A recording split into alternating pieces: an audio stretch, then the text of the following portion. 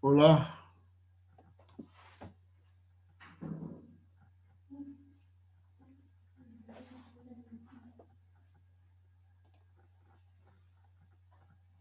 hola niños, ¿son ustedes todos? Buenas tardes, Contéstame, doctor. hombre. Contéstame. Talí, Freddy, Buenas tardes, doctor. no vale, no vale, Y no vale el micrófono. ¿me escucha? Eh, ¿Escucha, doctor? sí, ¿tú? ¿Me escuchas? Sí.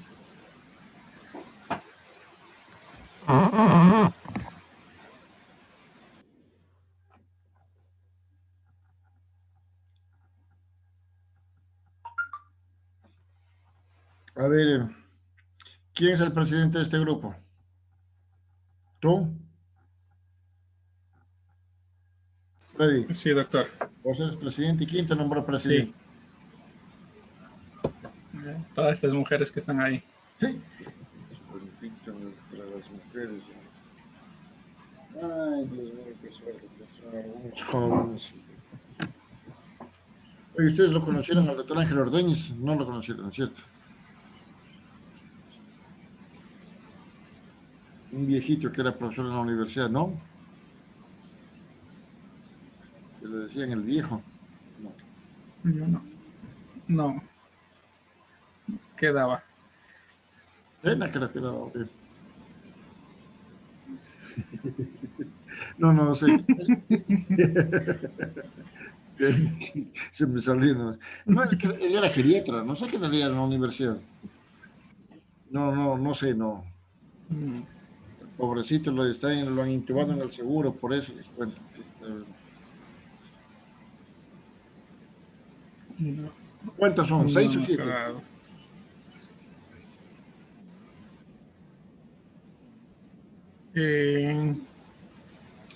7, falta uno.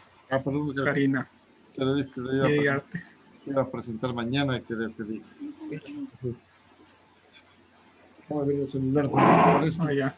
Entonces ya estamos completos.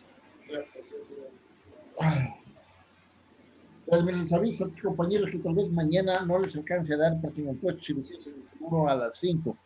Me podrán esperar a las 6, ya les doy clase. ¿Ok? O si no les dices que se comunique. Ya les confirmo. ¿Quiénes son los del grupo de mañana? ¿Qué grupo es? ¿Cuatro? ¿Ustedes qué grupo son? 4, sí. Nosotros somos el grupo 3. Ya, entonces mañana es el grupo El 4. grupo 3. Ya. Ay, todos quedamos ahí. A ver, ¿cómo te llamas? Don Freddy. No es el caso.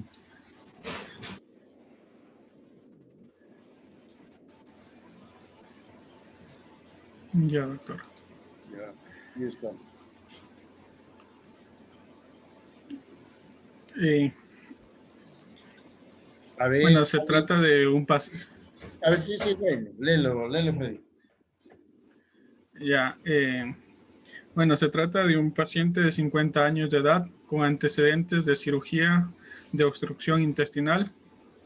Al día siguiente presenta sed, parestesias, parálisis, parálisis flácida, presión arterial 110-50, frecuencia cardíaca 120. Por sonda nasogástrica ha producido 1000 cc en 24 horas. En electrocardiograma presenta una onda T picuda y aplanamiento de la onda P. Ya. Dalí, Anabel. Pues ahí, yo. Sí, doctor. Diagnóstico de este paciente. Una hipopotasemia. ¿Hipo o hiper? Perdón, hiper. Hiperpotasemia. Pero antes de eso, ¿está deshidratado o no? Sí, ¿Qué grado? grado 2 por la Grado. hipotensión y la taquicardia. Ya. Karina León. Karin, Ya, doctor. Sí, doctor. Ya. A ver, dime, Cari, vamos a hablar ahora un poco de los electrolitos, ¿sí?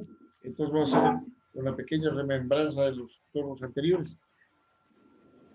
Ah, otra cosa antes de que me lo olvide, Freddy, ponte de acuerdo cuándo quieren dar el examen. Yo estaba pensando de mañana en 8, ya el examen para que se desocupen ustedes. Y ya les pongo en el grupo para ver qué me dicen y Ya, pero me le aviso. consultes máximo este fin de semana, ¿sí? Ya al presidente, digamos al encargado, le digo que le avise a usted. Ya, Ya, perfecto. ya. Máximo Pues, hasta el fin de semana ya. sí, Entendido ya. para ya Ya, ponerle la doctor. fecha y ya poco a poco se van librando de mí, ya ven, qué suerte que tienen. Ya, doctor. Ya les confirmo. Sí. A ver, Karina, vamos leyendo Karina León, Sí. vamos hablando un poquito de los electrolitos. Háblanos del Ya. sodio. ¿Qué es el sodio? Ya. El sodio es el principal catión extracelular que se encuentra en valores normales de 135 a 145. Menciona que la eliminación diaria en sí principalmente es por vía renal y el resto es por las heces y el sudor. Y los mecanismos que controlan la regulación del sodio Ya, son los nervios simpáticos renales, el sistema renina-angiotensina-aldosterona. ahí nomás, Karina. Lady, ¿cuáles son los mecanismos, lo que empezó a decir ella, la Karina? ¿Qué Ya mecanismos controlan o regulan el comportamiento del sodio? el sistema nervioso simpático también interviene lo que es el sistema renina-angiotensina mediante la aldosterona, la hormona natriurética, la hormona antidiurética y también lo que es los osmoreceptores. Ya, todos los receptores. Talía Martínez, Sí, doctor. te hago esta pregunta porque vamos a analizar eso más tarde. ¿Qué es presión osmótica? La presión osmótica nos mencionaba que es aquella presión que, por ejemplo, ejerce una sustancia que pasa de un sitio de mayor concentración a un sitio de menor concentración. Ya. ¿Cuál es el principal electrolito que da la presión osmótica? Que ya lo dijeron solamente para repetir que quede El claro. sodio. Sodio. Ujú. Gabriela Cecil, Dígame, doctor. háblanos ¿Sí de se la me escucha? hipernatremia. ¿Sí se me escucha? Sí, mija, sí, mijita. Ah, ya. Nos decía que la hipernatremia, bueno, el sodio va a tener una concentración de mayor a 145 mil equivalentes, eh, que puede causar una mayor, o va a haber un mayor riesgo en pacientes que son niños, ancianos, y también esto se va a asociar a lo que es a estados hiposmolares y se puede dar por lo que son exagerada administración de solutos, también por una deficiencia de digestión de agua, también por pérdidas de agua, eh, por estados febriles, también hipermetabólicos. Ya, Talía. Entonces ya sabemos qué es la hipernatremia, ¿no es cierto? Y por qué se produce. Generalmente por un exceso en la alimentación, en la comida, con suicidios, personas con problemas de cuidados intensivos que les administran grandes cantidades de manitol o que son pérdidas de grandes cantidades de agua. Ujú. Ya, vamos a ver. Aquí, Lady, ya te pregunté, Lady. Sí. Lady, denos el cuadro clínico. ¿Por qué se caracteriza la hipernatremia? La hipernatremia principalmente va a presentar alteraciones neurológicas como irritabilidad. También lo que es inquietud, el paciente va a presentar lo que es vómito, también podría presentar fiebre, también una sed intensa. En sí va a presentar lo que es va a afectar principalmente el sistema nervioso central. Ya.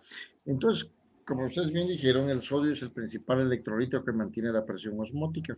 Al haber hipernatremia, produce una salida de líquido del intracelular al extracelular. Se produce una deshidratación del cerebro. Decía un filático compañero, del cerebro. que el cerebro se deshidrata. Y esa deshidratación del cerebro es la que ocasiona toda esta sintomatología de fiebre, malestar. Recuerden cuando hablamos en el postoperatorio que puede haber una fiebre marcada en el postoperatorio, se debe a estos casos, ¿sí? Y que generalmente puede ocasionar la muerte. Freddy, ya tenemos. Le hacemos a este paciente y vemos que contiene grandes cantidades de sodio, más arriba de 150. ¿Qué haces? Tratamiento. En caso de sodio, mm, Tiene la, hipernatremia. El paciente tiene hipernatremia. Está las deshidratado, tiene hidratamos, fiebre, tiene lo, 560. Ya, sí, sí, lo hidratamos, reposición de líquidos. reposición de líquidos. Generalmente se dice que el sodio es el principal electrolito y hay que diluirlo. ¿Cómo lo diluís? ¿Con qué tipo de soluciones de preferencia utiliza ahí? Con la solución salina al 0,9%. O, O lactato de Ringer. en este caso tenemos hipernatremia, ¿verdad? Tenemos hipernatremia. Por eso solución salina. Karina, está bien, sí, sí, pero si tienes un buen riñón que se normalice, y si no, ¿qué solución le puedes poner también, Karina? También puede ir la dextrosa. Dextrosa en agua, soluciones hipotónicas, porque la solución salina es solución isotónica. Si el paciente es joven, si el paciente está en buenas condiciones, tiene un riñón que se normaliza, la uric-creatinina, está bien poner solución salina isotónica. Pero si no es así, tendremos que recurrir tal vez a las soluciones salinas hipotónicas. Y dentro de esto tenemos la dextrosa en agua al 5% o la solución salina al 0,45% o 0,25%. ¿Sí? Lo importante es que hay que administrarle líquidos para que esta persona no continúe su daño cerebral, no haya hemorragias y no se muera.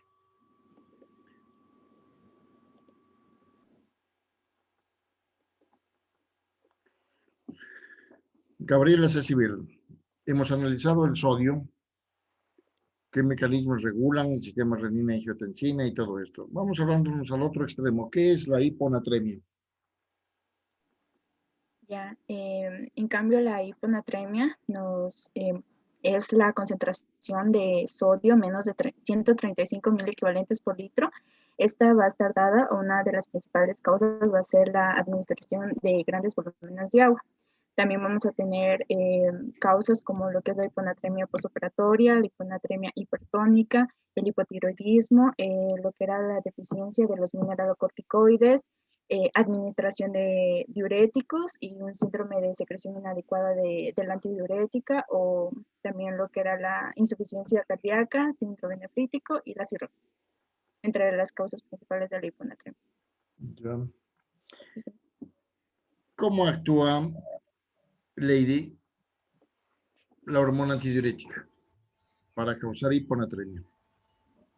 Hiponatremia. La hormona antidiurética, básicamente esta se iba a liberar, o sea, va a retener agua, y entonces esta va a ser liberada cuando disminuye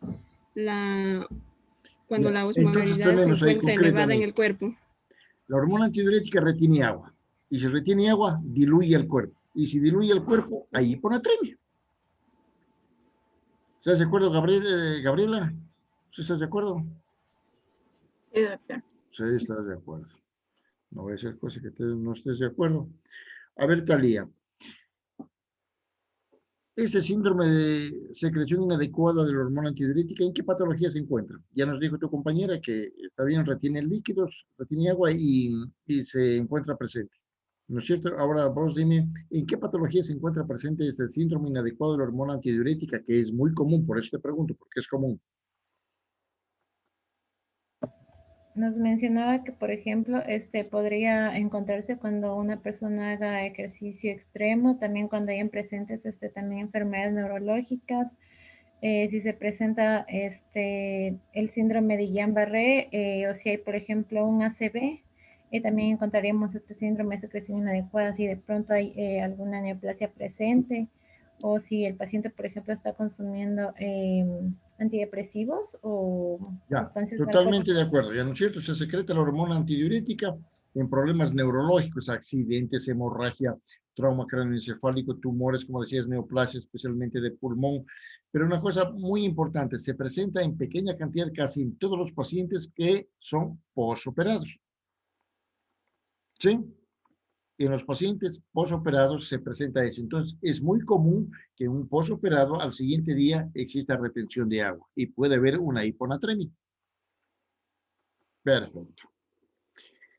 Entonces ya tenemos el paciente. A ver, Talía Martínez, ya hemos hablado cómo actúa en el comportamiento del sodio la hormona antidiurética. El sistema renina, ¿cómo actúa? Angiotensina. En el manejo del sodio mismo. Sí. Ya dijeron algo bien antes, pero... bien. Ya, aquí lo que actúa es, digamos, este sistema es como podría decir, reabsorbiendo el sodio y, o sea, va a activar, digamos, lo que es primero la aldosterona y la aldosterona se va a encargar de retener lo que es el sodio.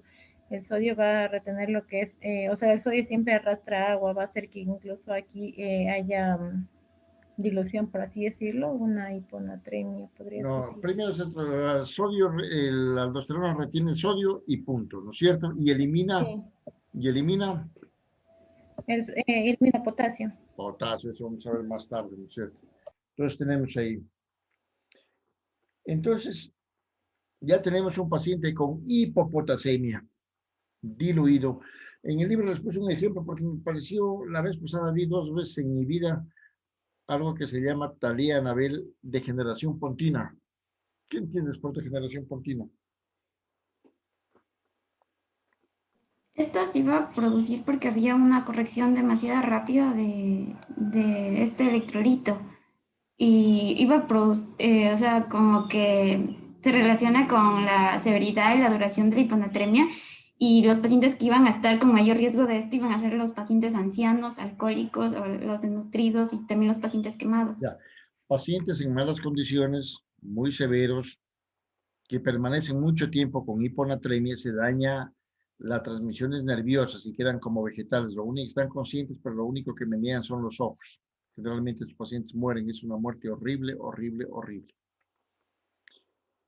Y los hidratan únicamente, los agudizan en estos casos cuando les dan solo soluciones hipotónicas. Es decir, el paciente tiene, antes era más común, ahora ya se puede diagnosticar el sodio y el potasio. Por ejemplo, el paciente tenía 125 de sodio y le ponían dextrosa en agua al 5% a chorro. Lo terminaban. Ahí hay la degeneración continua. Se nos escapó. Vamos a ver por aquí. Freddy, tratamiento.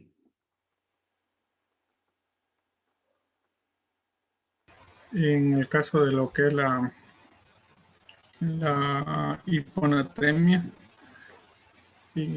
aquí se debe restringir los líquidos por vía oral para disminuir lo que es la hipovolemia y aumentar la concentración, y a su vez podemos dar lo que es sodio en solución salina.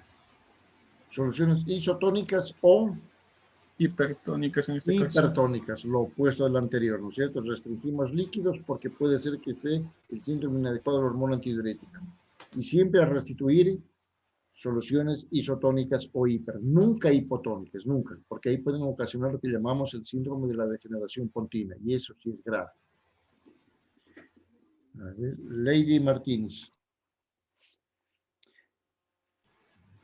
¿Cuál es el principal electrolito de líquido intracelular? El potasio. Ya, háblanos del potasio, ¿qué funciones Ya, cumple? el potasio interviene en lo que es la regulación de las funciones de las enzimas y también en la función neuromuscular. Ya, Este se encuentra en una concentración en el plasma de 3,5 a 5,5 mil equivalentes por litro. ya, ahí nomás, Gabriela, Dígame. ¿cuánto es el requerimiento diario de potasio?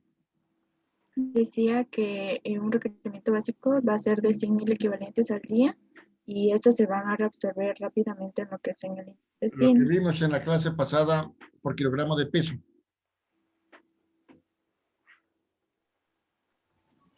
Ah, Uno. decía de 1. Sí, Uno, de uno, 1 a uno. 2. Uno, de 0,5 a 2 con promedio de 1.000 equivalentes por día. ¿Ve? Como se me olvidó rapidito. Ay, Dios mío, bendito. ¿Dónde está la lista para calificarlos? ¿Dónde está la lista? Dale, Anabel. ¿Cierto? A ver, dinos, ¿qué mecanismos producen desviaciones o modificaciones del potasio? Así como vimos del sodio, preparándonos ante una hiper o hipopotasemia. Es decir, ¿qué mecanismos regulan el comportamiento del potasio? Aquí encontrábamos las catecolaminas que los beta-adrenérgicos iban a disminuir la cantidad de potasio plasmático, mientras que los alfa-adrenérgicos las iban a aumentar. También las hormonas pancreáticas como la insulina, esta iba a disminuir, mientras que el glucagón le iban a aumentar al potasio. También del estado ácido-base, la acidosis lo iba a aumentar al potasio en un 0.2 a 1.7 mil equivalentes por cada 0.1 unidad que descendiera del pH arterial, mientras que en alcalosis esta iba a disminuir el potasio plasmático por cada 0.4 mil equivalentes por cada 0.1 unidad de pH arterial que aumentara. También en el ejercicio cuando es extremo, este iba a aumentar también el potasio. Perfecto, hiperosmolaridad. Entonces ya tenemos el potasio, se modifica, la alcalosis disminuye, la acidosis aumenta, el ejercicio, la hiperosmolaridad. Vamos a hablar de las beta-adrenérgicos y las hormonas pancreáticas. Eso veremos más tarde cuando veamos en el tratamiento ya de las... Freddy David, háblanos de la hipopotasemia.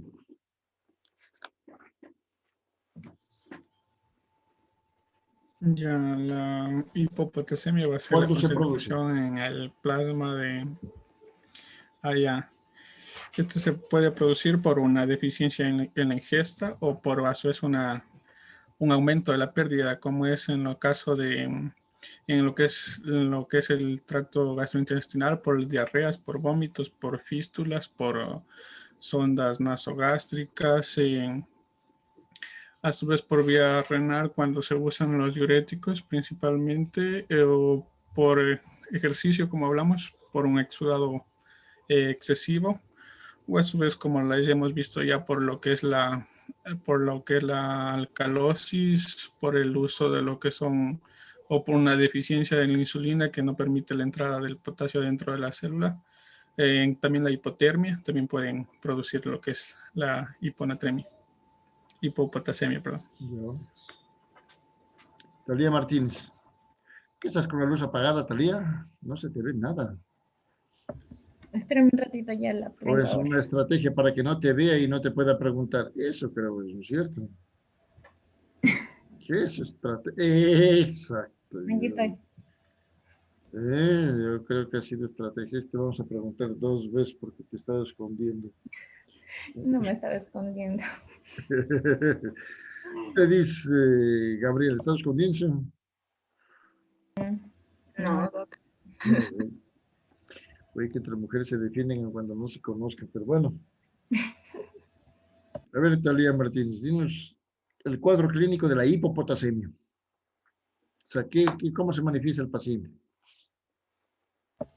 Bueno, aquí el paciente, por ejemplo, nos mencionaba que podría presentar arritmias, también puede mostrar debilidad a nivel del sistema muscular, también fatiga, calambres, también pueden haber episodios de tetania, puede haber también lo que es este hilio paralítico, parestesias, también nos mencionaba que en el electrocardiograma puede haber lo que es una depresión del segmento ST y la onda T va a encontrarse invertida. El segmento QT también puede encontrarse prolongado.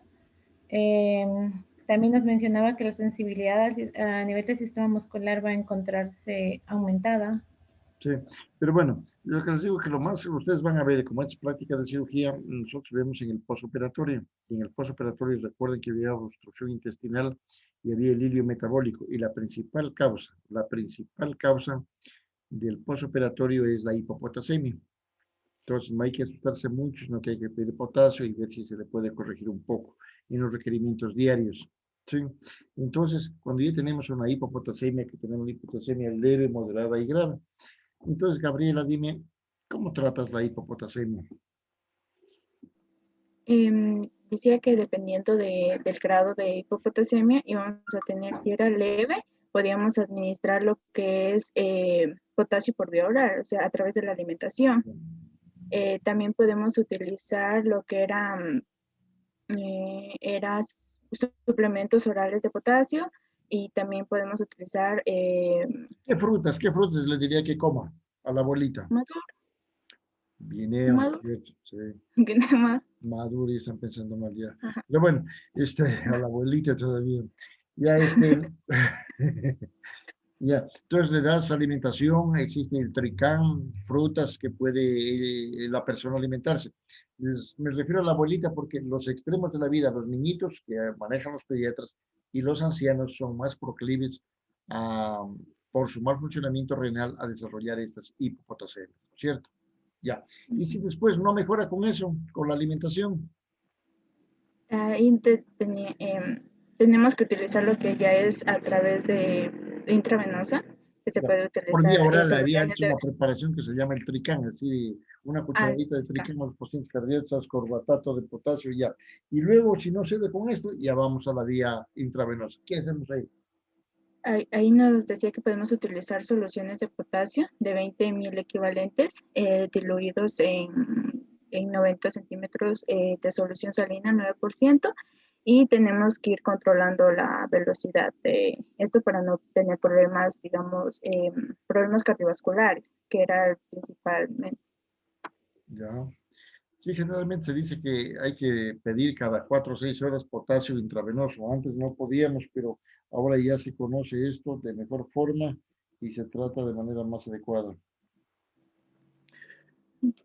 Lady Martínez, a ver, ¿quién estaba hablando ahorita? Yo, Gabriela. Gabriela, ya me equivoqué, te saltaste. Suelta. Lady, hiperpotasemia. ¿Qué es la Sí, doctor. hiperpotasemia y cuáles son las causas? ¿Cuándo esperarías encontrar una hiperpotasemia? Ya la hiperpotasemia se denomina cuando el potasio se encuentra mayor a 5,5 miliequivalentes por litro y básicamente esta puede ser causada por lo que es una leucocitosis, por trocitosis, también en pacientes que sufren lo que es quemaduras, en acidosis, pacientes cuando existe un exagerado consumo de potasio, cuando el paciente tiene una insuficiencia renal o cuando se ha administrado lo que es soluciones, también en lo que es en la acidosis también puede producir una hiperpotasemia. Una disminución también de insulina. Ya, Karina León. ¿Cómo se manifiesta el paciente con hiperpotasemia? Ya, también decía que aquí el paciente va a presentar parestesias, parálisis flácida y esto que también puede llegar a una parálisis respiratoria. También que afecta en mayor medida al tejido cardíaco y menciona que la onda T es picuda y hay un aplanamiento de la onda P y también se prolonga el intervalo PR. Vamos, Karina, estamos, vamos a ver por acá arriba, que no es otra cosa que una repetición. Freddy, en el tratamiento, ¿qué medidas tienes para bloquear el potasio en el corazón, para permitir la entrada de potasio a la célula o para eliminar potasio? En este caso se va a neutralizar lo que es el efecto del potasio a nivel del corazón mediante la administración de calcio. Perfecto. Vamos, ahí nomás, ahí nomás. Este tratamiento me gusta, por eso quiero preguntarles a todos. Talía, ¿cómo metes potasio al interior de la célula? Talía Martínez. Sí, nos mencionaba que con el calcio, también nos mencionaba que con No, el calcio ya pasó. El calcio, dijo tu bicarbonato. compañero, neutraliza la acción del potasio en el corazón, pero es medida transitoria. pero ya quieres disminuir el potasio y quieres meterlo al interior de la célula. ¿Cómo lo metes el potasio al interior de la célula? También nos mencionaba que podemos utilizar lo que es bicarbonato y Ya. también insulina. A ver, ¿cómo utilizas la insulina? ¿Qué papel? ¿Cómo la insulina mete potasio?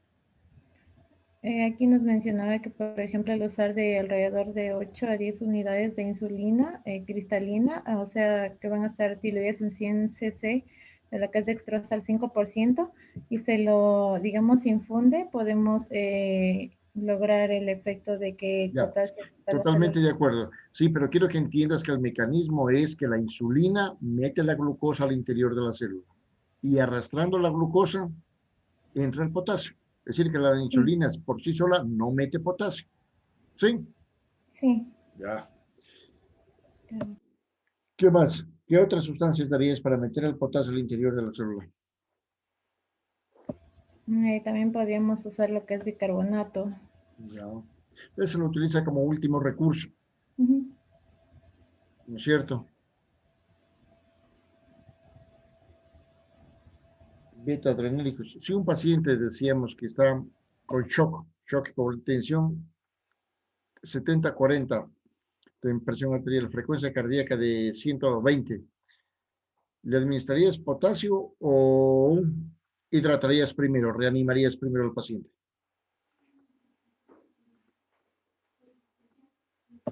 Yo creo que lo rehidrataría primero.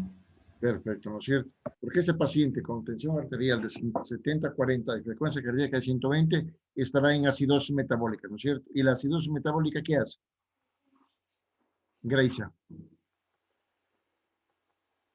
O sea, Paciente con acidosis metabólica, ¿qué pasa con el potasio extracelular? va a estar ¿Está alto? aumentado, va a estar ¿Cómo? aumentado, Repíteme, no te escuché. va a estar aumentado. Va a estar aumentado. Está- Entonces, si ustedes mejoran la perfusión tisular, va a meter potasio al interior de la célula. Entonces, el bicarbonato se lo utiliza como último recurso. Talía Anabel. Y le han dado calcio para Sí, estabilizar la doctor. membrana. Le han dado bicarbonato, Ujú. insulina. Y cierto, me olvidaba, ¿qué otra sustancia le pueden dar ahí? El salbutamol también se puede utilizar Ya, de 20 miligramos en un cc de solución salina para nebulizar en 10 minutos. ya. O sea, en otras palabras, el salbutamol, ¿a qué familia de medicamentos pertenece? Los agonistas beta-adrenérgicos. Beta, ya te salvaste la pregunta. Iba a ser. Karina León, Sí, ¿cómo doctor. ya le dices calcio? Pasaste del apuro, le dices bicarbonato, insulina, mejoraste la acidosis, beta-adrenérgicos y el potasio sigue alto. ¿Qué haces?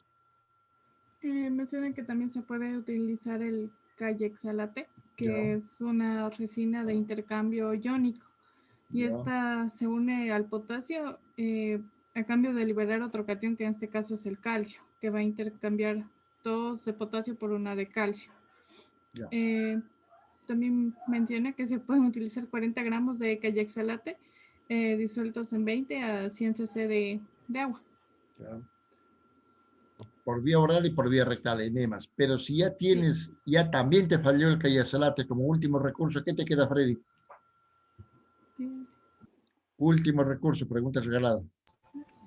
Lo que es la diálisis Ya, del sí, ¿no es cierto? paciente. Y Diálisis. generalmente pacientes muy viejitos, muy grandes me refiero en edad, este, necesitan o terminan en una diálisis renal, que son los que ya en último recurso. Por eso, para evitar estas cosas, tenemos que realizar lo que veíamos anteriormente, la reanimación, la reposición de pérdidas basales, pérdidas adicionales y lo que estamos viendo ahorita, corrección de los electrolitos para evitar llegar a la diálisis. Sí. A ver, ya creo que estoy con COVID. Yo también descansemos unos 5 minutitos para luego hablar unas pocas palabras acerca del magnesio y del calcio. ¿Sí? Soy mal hablador. Entonces, espérenos un ratito. Ya, muchachos. Espérenos. En 5 minutos, en 7 minutos con esto.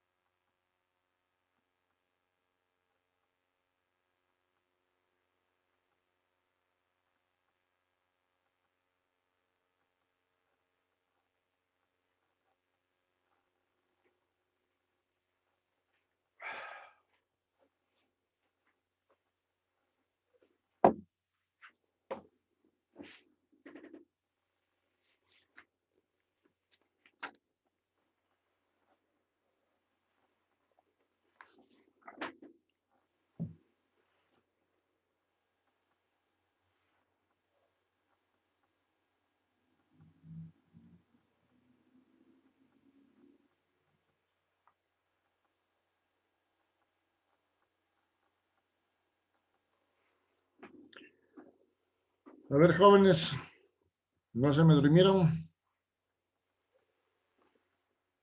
Exacto. ¿No se durmieron? Recuerda que me sabe apagar ese, poner la cámara oscura. La Talía Martínez, otra vez apagadas las luces. Otra vez ya la prendió la cámara ya. A ver, Gabriela Cecibel, háblanos del magnesio. Nos decía que el magnesio, esto va, bueno, en una persona de 70 kilos va a tener aproximadamente de 1.750 mil equivalentes. Y este va a estar distribuido en un 67% en lo que es en el hueso, un 31% en lo que es en el resto de las células y un 1% de lo que es en el extracelular. Y el valor normal va a oscilar entre lo que es 1.5 a 2.000 equivalentes por litro. Y también lo que decía, el magnesio ionizado y activo va a estar entre 0.44 y 0.67 milismoles por litro. Y, ya. Que también diariamente se debería consumir 400 miligramos y de estos el 40% se debe... Ahí nomás, bueno. La sintomatología. ¿Qué pasa con este paciente? No sé, este paciente, o sea, si tiene hiperpotasemia este paciente. Estamos hablando de hipomagnesemia. Hipomagnesemia. ¿En qué circunstancias se pierde el magnesio? Que nos dijo la Gabriela. Nos mencionaba que puede darse, por ejemplo, si una persona presenta un síndrome de mala absorción Ya, o también perfecto.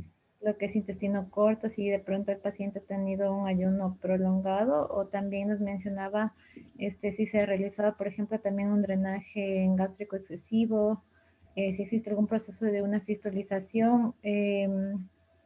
También, por ejemplo, si el paciente tuviera antecedentes de lo que es alcoholismo, si hubiera tenido algún proceso adyacente como por ejemplo una pancreatitis, un hiperparatiroidismo. Ya, También ahí quedamos. ¿No es cierto? Tenemos al paciente que generalmente pierde magnesio en lo que más nos concierne, ¿no es cierto? En hipotiroidismo, pero sobre todo en vómitos, en diarreas, fístulas, resecciones intestinales. Ahí pierde magnesio, ¿no es cierto? Entonces estamos como una hipomagnesemia. Lady Martínez, dinos, ¿cuál es la sintomatología que presenta un paciente del hipomagnesemia? Hipo estamos hablando. Ya, Pedro. Ya, principalmente iba a presentar lo que es alteraciones neuromusculares, como lo que es debilidad, calambres, parestesias. También podía presentar lo que es hiperreflexia. En lo que respecta al sistema nervioso central, podría presentar lo que es un deterioro de la conciencia, también alucinaciones. Y en las manifestaciones cardíacas podía presentar lo que es arritmias, también taquicardias, contracciones ventriculares prematuras y Ya, alteraciones ahí nomás, en ahí el nomás. electrocardiograma. Ahí nomás, tranquila. ¿Qué tratamiento le instauras, Karina? Hipomagnesemia. Ya, decía que si la deficiencia es leve, que puede manejarse por vía oral con suplementos, con una dieta que tenga magnesio como carnes o mariscos y vegetales. Pero también menciona que se puede diluir una ampolla de sulfato de magnesio en 100 ml de solución salina al 0,9%. Menciona que este debe ser infundido por vía intravenosa en 20 a 30 Ya, minutos. ahí nomás. Ya. Vamos, Freddy, le das sulfato de magnesio, especialmente a los pacientes eclánticos, ¿no es cierto? Freddy, háblanos en cambio del opuesto, hipermagnesemia.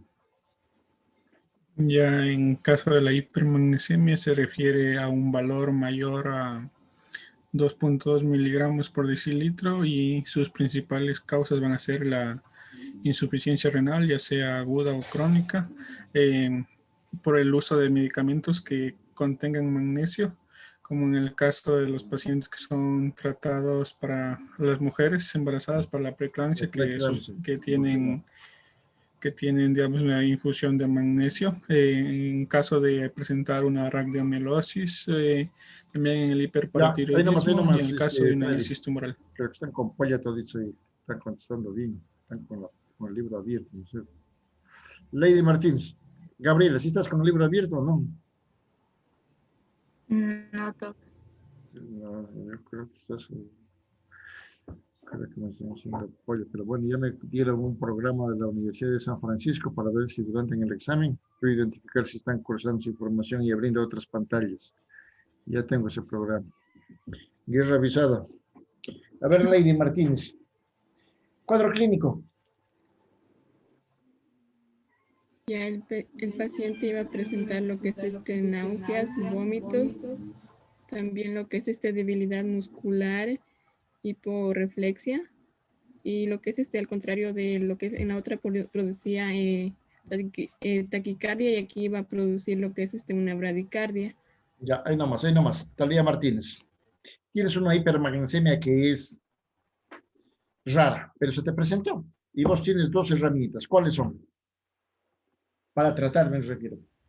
Por ejemplo, utilizar gluconato de calcio intravenoso y como último recurso yo utilizaría una diálisis. Perfecto, ¿no es cierto? Miren, igual que el potasio. ¿Sí? Un paciente, ustedes están con una paciente convulsionando, embarazada y le pusieron sulfato de magnesio, pero después se ve que ha tenido el paciente daño renal y ha estado haciendo un síndrome del POI, creo que se llama ahí. Entonces ya no les queda otra cosa que ya pensar en el antagonista del magnesio, que es el calcio, igual que en el potasio. Y en último recurso, la diálisis, que nos dijo su compañera.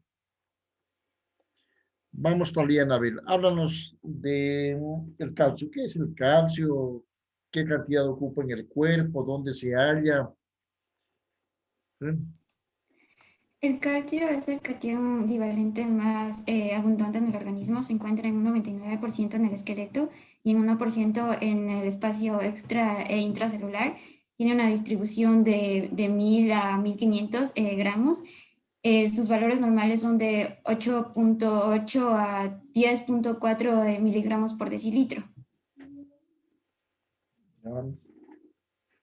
Mm, y- Talía, Lady Martínez, funciones del calcio. ¿Para qué sirve el calcio? Que tanto se lo aumenta, ¿no es cierto? Ya el calcio iba a intervenir en lo que es la contracción muscular, también en lo que es en la cascada de la coagulación, en la conducta nerviosa, y también cumplía lo que es funciones celulares. Saliéndonos del tema un poquito, Karina León, solo para recalcar un poco el comportamiento del calcio. ¿Te acuerdas que era la hipertermia maligna? Sí, es una complicación que se da por en anestesia por aplicar que es por compuestos por la succinilcolina y por compuestos halogenados. Sí, Pero sí, se esta es una presenta por, alteración en los conductos de calcio, exacto, por una una salida mutación. masiva del calcio al bien, miren ahora que estamos viendo el calcio. Afecta la conducción nerviosa, provoca la activación enzimática celular y esta salida de grandes cantidades de potasio hacia el líquido plasmático ocasiona que se produzca un hipermetabolismo. Y esa es la hipertermia maligna. A ver, Gracia Colmenares. Gabriela. A ver, Gaby. Dígame. Háblanos de la hemostasia. ¿Qué hormonas regulan el calcio y de qué forma? Ahí tenemos lo que era la paratormona, también lo que era bueno, paratormona, la... A ver, la hormona paratiroides, ¿qué hace con el- el calcio? La hormona eh, paratiroidea o paratormona, como quieres llamarle, ¿qué hace con el calcio? la paratormona nociva decía que estimula la reabsorción ósea, aumentando lo que era la actividad de los osteoclastos. Claro, entonces produce hipercalcemia. ¿Ya qué Ajá. más? También va a haber lo que era la reabsorción tubular de calcio. también vamos a tener lo que era la 1,25 hidroxi Vitamina D. D, ajá, que esta es, igual que la paratormón, va a estimular la absorción de Es del hipercalcemiento. calcio. Ajá, Ya. también vamos A a ver, tener Freddy, calcio. Freddy Martínez. Ya nos dijo tu compañera que la hormona paratiroides y la 1,25 hidroxivitamina D producen hipercalcemia. ¿Qué circunstancias producen hipocalcemia? Hipocalcemia. Bueno, tenemos varias causas, como es No. la... No, tranquilo, me expresé mal tal vez en la pregunta. Te la repito. La paratormona y la 1,25 hidroxivitamina D produce hipercalcemia. ¿Qué otras sustancias producen hipocalcemia? ¿Qué En este hormonas caso, ejercen un efecto opuesto? en este caso era la calcitonina, que reduce la Calcitonina. concentración de calcio a nivel de la sangre y lo guarda en los huesos. Exacto. ¿Y la otra? Y lo elimina también. ¿Y la otra? Y la otra era las 24-25 de hidroxivitamina D, que es inactiva, que no permite la reabsorción del calcio. Ya, exacto. Ahora sí vamos entrando, Lady, a las alteraciones metabólicas del calcio. Hipercalcemia. ¿Cuándo hay hipercalcemia? Bueno, se definía cuando el calcio sérico total se encuentra mayor a 10,5 miligramos por decilitro. Y básicamente dentro de lo que es las causas se iba a encontrar lo que es ya sea un aumento de la absorción intestinal del calcio cuando existe un aumento en lo que es la ingesta de calcio, también cuando existe una hipervitaminosis de la vitamina D, también cuando existe lo que es aumento a la reabsorción ósea, por ejemplo, en un hiperparatiroidismo primario, también en el hipertiroidismo, cuando el paciente se encuentra Ya. inmovilizado. Ahí nomás, Lady. También en otros casos. Ya. Sigue. Si no te vas a poner bravo. Sigue nomás. ¿Ya te corté? Bueno, Que estamos aquí peleando nosotros ya. Sigue, ya no te voy a interrumpir, mija. Anda nomás. También decía que habían otras causas como era intoxicación por litio, también en el feocromocitoma, en la insuficiencia, lo que es suprarrenal, y también en fármacos como son los fármacos tiazídicos. Ya. A ver, entonces, Talía Martínez, dinos, ya tenemos un cuadro. ¿Qué cuadro clínico va a dar esta patología? Esta hipercalcemia. Ella aquí nos mencionaba que, por ejemplo, debido a los efectos que tiene el calcio, o sea, el cuadro clínico se va a manifestar con una gran depresión de lo que es el sistema, o sea, de la función neuromuscular del paciente. Y en sí, el paciente va a presentar esta disminución del tono muscular, por ejemplo, hipotonía, va a mostrarse letárgico. También en cuanto a la afectación del sistema nervioso, va a mostrarse lo que es somnoliento. Incluso se puede ver este paciente anoréxico, pues también puede haber presentado bastante náusea, bastante vómito, igual el sistema muscular va a encontrarse debilitado. También nos mencionaba, por ejemplo, en cuanto al electrocardiograma, el segmento QT va a encontrarse acortado, igual pueden presentarse lo que son arritmias. En cuanto al riñón, Talía puede haber... Anabel, ya mira, Talía Anabel, ¿qué hace si el paciente ya tiene diagnóstico, tiene una hipercalcemia, es un paciente hipertiroideo, tiene osteomalacia, tiene metástasis ósea, tiene hipervitaminosis D, el hecho que hay una hipercalcemia? ¿Qué haces en este tratamiento? Ya tiene la sintomatología que nos dijo tu compañera, ¿qué es? Podría primero administrar furosemida de 80 a 100 miligramos en 200 a 300 ml de solución salina al 0,9% de 2 a 4 horas para sobrehidratar y hacer hemodilución. Aunque también puedo aplicar corticoides, en especial cuando hay hipervitaminosis D, en la sarcoidosis, los tumores hematopoyéticos. Pero también se puede poner los biofosfanatos, como el alendronato de 10 miligramos por vía intravenosa. Entonces tenemos que hemodiluir, dar diuréticos, ¿no es cierto? Y otras cosas como corticoides para poder bloquear su efecto. Vamos, Grace, Gabriela, yo te digo Graciela, te digo yo, ¿qué te digo? Grace, musical, te estoy cambiando el nombre, ahora ya te vi bien, Gabriela. Dígame. Háblanos de la hipocalcemia. No Ya, hay parautormonas. ¿Qué es y cuándo se presenta? aquí la hipocalcemia se define o es cuando el calcio está menor a 8.8 miligramos por decilitro.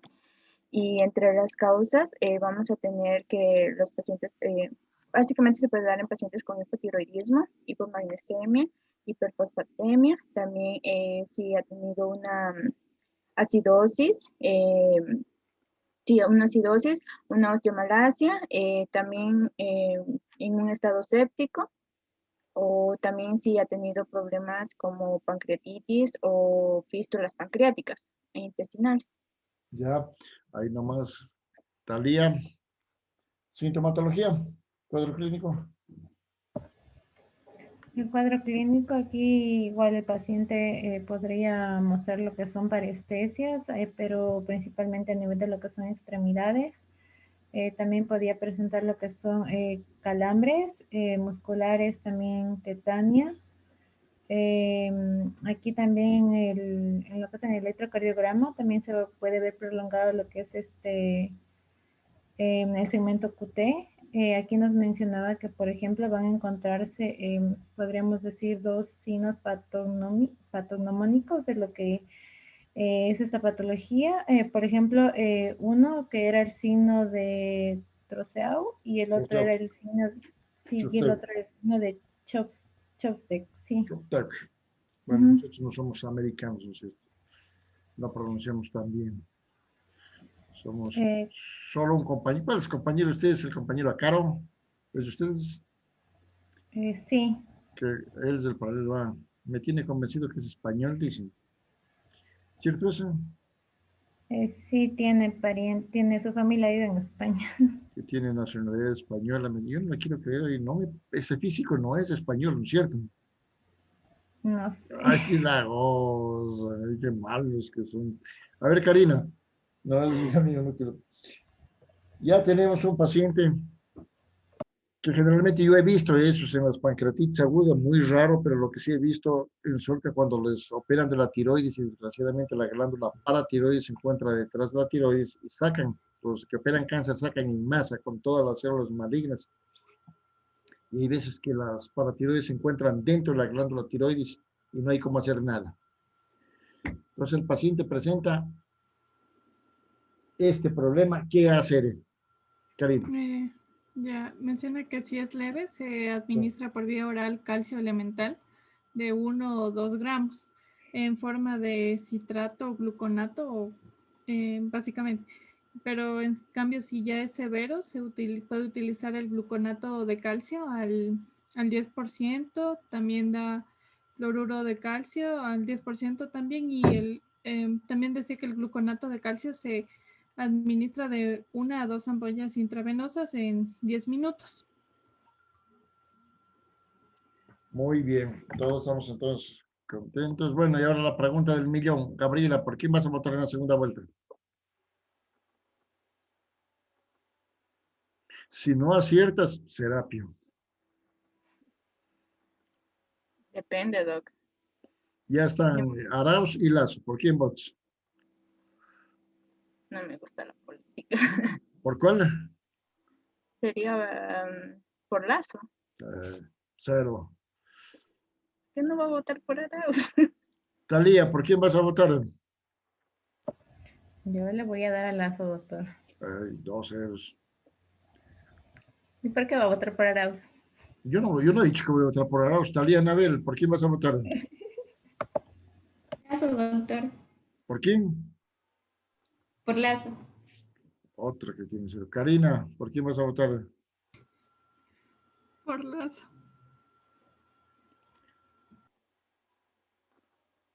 Freddy, ¿por quién vas a votar?